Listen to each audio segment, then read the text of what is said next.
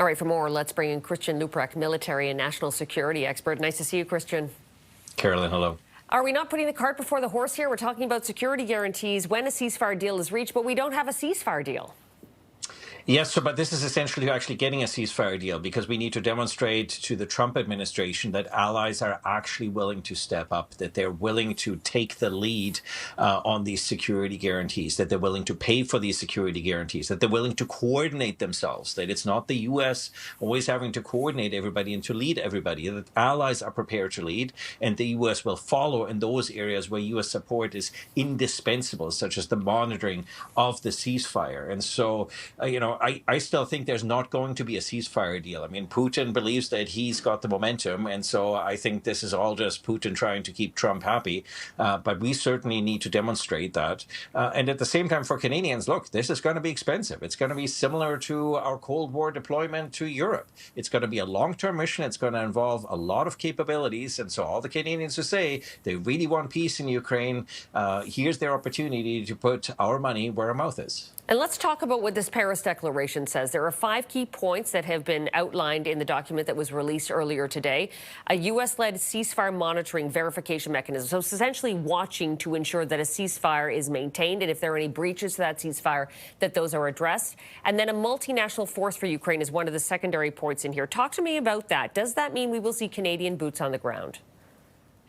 Yeah, so these are all the things that ultimately, this is why we needed heads of state and government in Paris, because these are very challenging political decisions where each country has to decide how much are they going to contribute in terms of capabilities, what kind of capabilities, what's going to be on the ground, what's going to be in neighboring countries, what are the capabilities that we're going to contribute from other countries, including sort of from national defense headquarters and the like, who's going to pay for this all, and also what's always important in NATO, under whose leadership, because not all countries necessarily like working together with one another, and that's where Canada is always a bit of a silver lining, because everybody seems to sort of like working with Canada. Canada has lots of experience with multinational headquarters. Look at Latvia. So Canada can often be a kingmaker because everybody seems to be able to rally behind Canada. Does Canada have the military forces and the strength and the numbers of personnel and the equipment required for a deployment like this?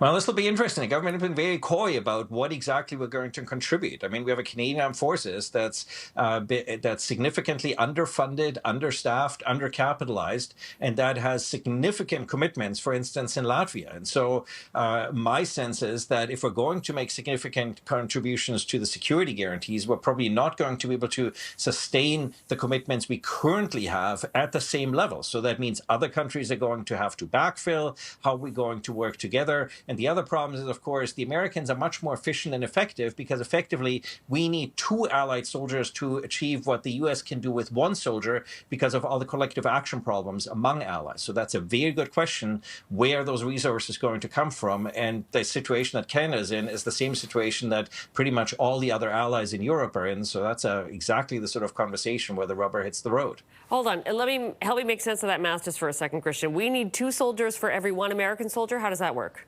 Yeah, so that's a European Parliament calculation in a report from this spring. The challenge is that on the U.S. side, it's all the same logistics mechanisms, it's the same equipment, it's all the same munitions and the like.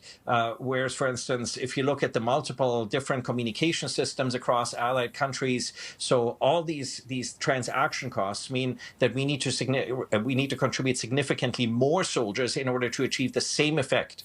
So that means because the United States will largely only do the monitoring, but looks like it's not going to get committed on the ground. That means a higher commitment of soldiers by Europe and allies than if the U.S., for instance, were going to do such a mission on their own. Is that what's being said, that the U.S. would monitor, but they would not deploy troops? Well, I think these are exactly the discussions sort of on the ground, but I think the Trump administration has made it clear that it's not interested, in my interpretation, in leading this type of operation, and it's up to allies to ultimately step up if they want to have a ceasefire and they want to provide those security guarantees, and that America will lead from behind by providing support, because there's some capabilities, like, for instance, intelligence, surveillance, reconnaissance capabilities that are space-based, and certain sensor and cyberspace capabilities capabilities that, for instance, only the US can provide. The US also will have a deterrence effect. The US will be able to help with attribution if there are violations, because there's going to be disputes about who started the violation. So there are key elements that only the US can provide. But I think the Trump administration is saying everything that America probably doesn't have to do, America is likely under the Trump administration not all that interested in doing. Fascinating. Christian Leuprecht, military and national security expert. Appreciate your time very much.